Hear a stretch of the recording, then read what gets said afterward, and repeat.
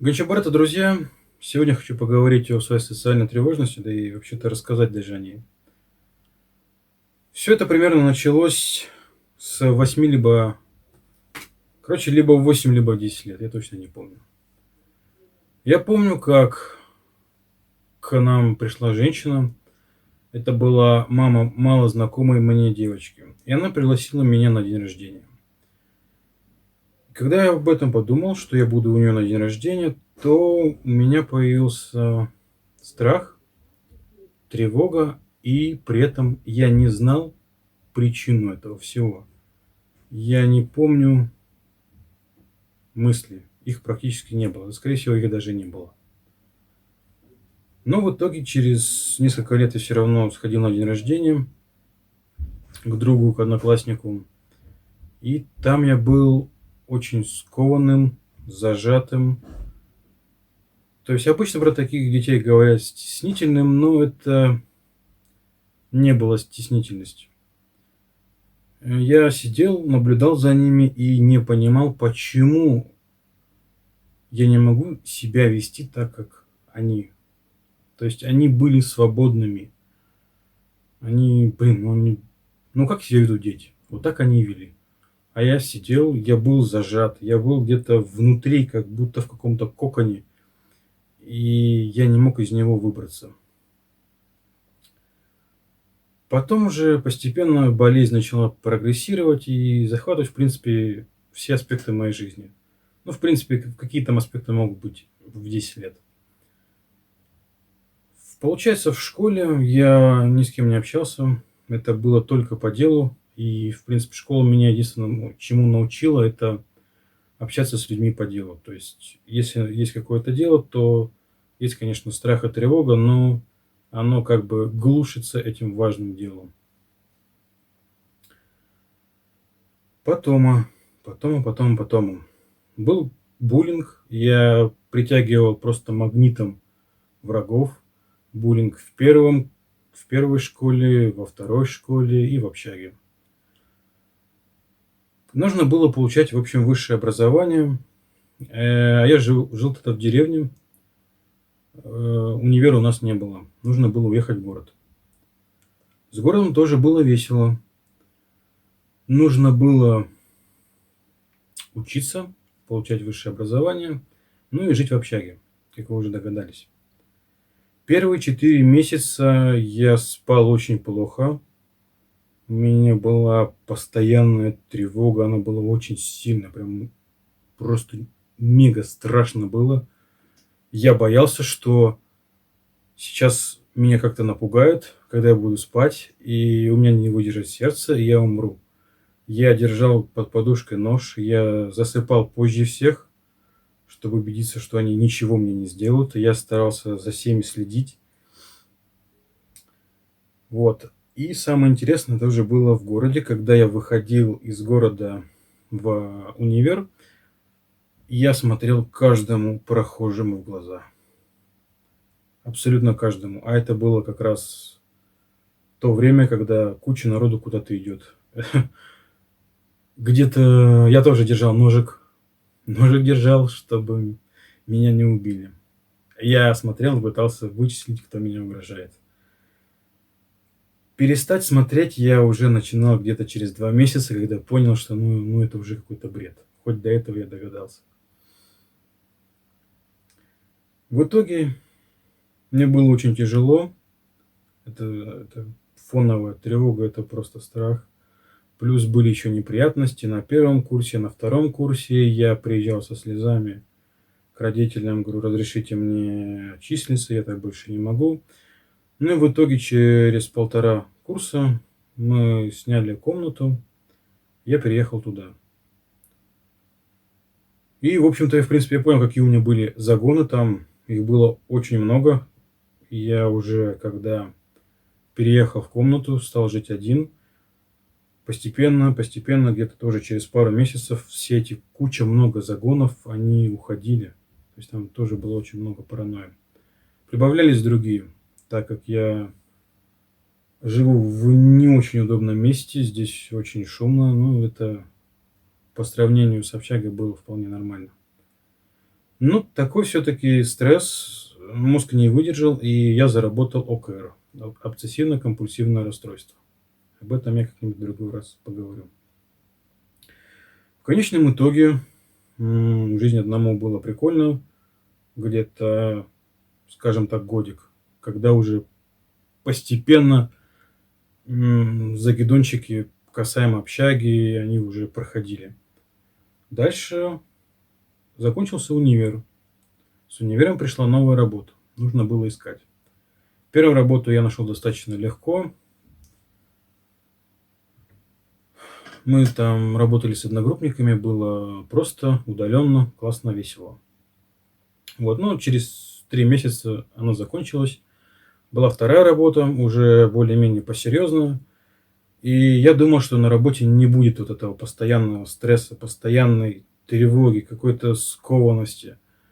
Не будут, напряжения этого в теле, не будут потеть ладони. Потому что я думал, что ну вот это вот в универе были такие мудаки, в школе были такие мудаки, ну вот на работе не будут. Взрослые люди. Но в итоге все равно это все было. И я ничего лучше не нашел, как просто каждую пятницу нажираться и наигрываться. Да, кстати, касаемо избегания. Есть такая вещь у нас.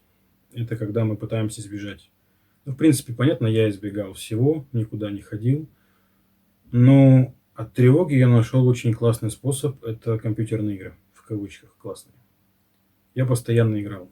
Да я и сейчас местами играю, но сейчас уже мне лечение идет. Играл я практически все свободное время. Но это здорово, наверное, тащило. Помогло расслабиться. Вот. В итоге на второй работе я проработал 5 месяцев. Там уже меня тупо сократили. И настал период, когда нужно было опять искать работу, опять по этой области. Как-то я искал работу там, тоже интересно, но больше так банально касаемо сферы деятельности, которую я выбрал. И идет второй месяц, я живу один, там работы нету, варюсь в своем котелке мыслей, и в итоге я получаю суицидальный экспириенс, как я его называю. Это такая штука, которая просто приходит сама собой, навязчивые мысли, и в которых идея о суициде становится прям очень классной.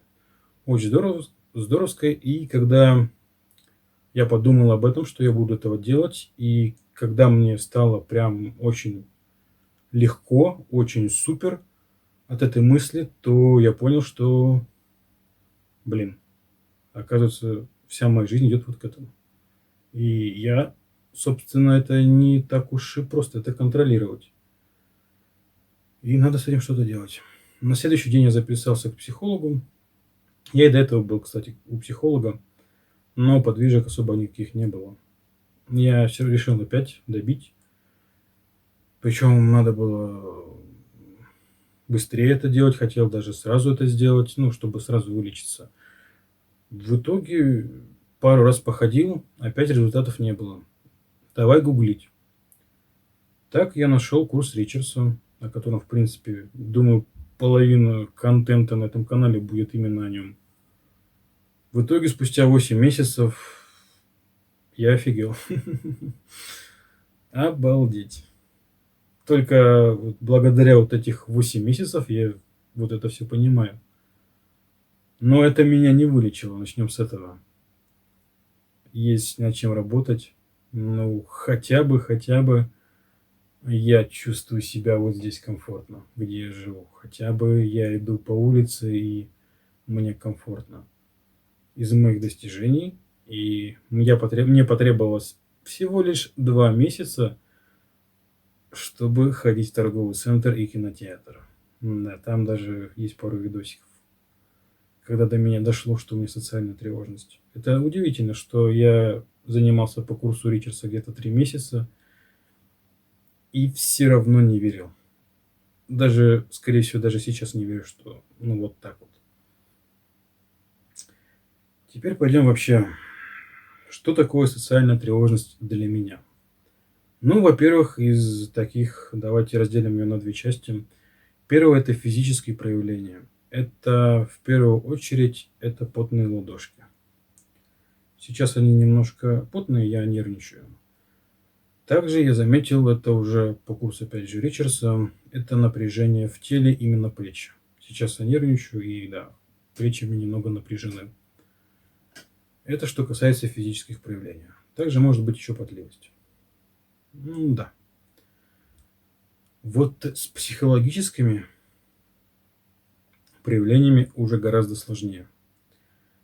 Начнем мы с, пожалуй, это банальные вещи, которые я мог выявить. Итак, это страх и стресс. Что значит, например, страх? В первую очередь, лично для меня это страх смерти. То есть а, на поверхности лежит любое взаимодействие с социумом приравняется к смерти. Когда я обрабатывал мысли в торговом центре, то очень часто всплывала мысль, что меня все хотят убить. Вот. Когнитивные искажения, обобщение. Это о когнитивных искажениях я тоже хочу с вами немножко поговорить попозже. Стресс. Стресс, он тоже есть, без него никуда. Ну и тревога. Тревога у меня идет фоном уже безумно сколько лет. И я, честно говоря, не знаю, когда я ее не испытываю. Курс Ричардса помог ее снизить, но не настолько прям здорово, чтобы я мог понять, что здесь ее точно нет. Также касаемо социума. Многие думают, что социофобия, социофоб– это тупо кто боится людей. Здесь на самом деле немножко все сложнее. В первую очередь это не только страх, но знаете, это похоже на какой-то барьер. Да, я хочу общаться, но я не смогу этого сделать. Я не смогу этого сделать искренне, потому что как только у меня будет контакт с человеком, я сразу замкнусь в себе. Я сразу замкнусь в какой-то кокон, из которого я не могу выбраться просто-напросто. Я не здесь и сейчас, я не снаружи, я в коконе в этом. И в том-то и дело, что это тяжело, когда ты говоришь, контактируешь с человеком, но ты даже не можешь показать себя, кто ты есть на самом деле. Поговорить с ним человечески, можно так сказать. Это безумно тяжело. Ну, отсюда, конечно, возможно и буллинг со стороны других. Это тяжело, когда ты не можешь проявить эмоции, потому что мысли говорят, что их нельзя проявлять. Огромное количество мыслей, которые не дают тебе просто полноценно жить, которые останавливают. Постоянные какие-то, что тебе думают, как ты выглядишь, как тебя оценивают, что тебя осуждают, что тебя ненавидят, что ты недостоин. Постоянно, постоянно, постоянно вот это в голове, в голове, в голове. И это немножко, мягко говоря, надоедает. Поэтому мне нравится такое выражение от человека, который, кстати, затащил болезнь, вылечился. Она звучит так. Кто ты, когда тебя никто не видит? На удивление могу сказать, что не обязательно даже, чтобы были люди.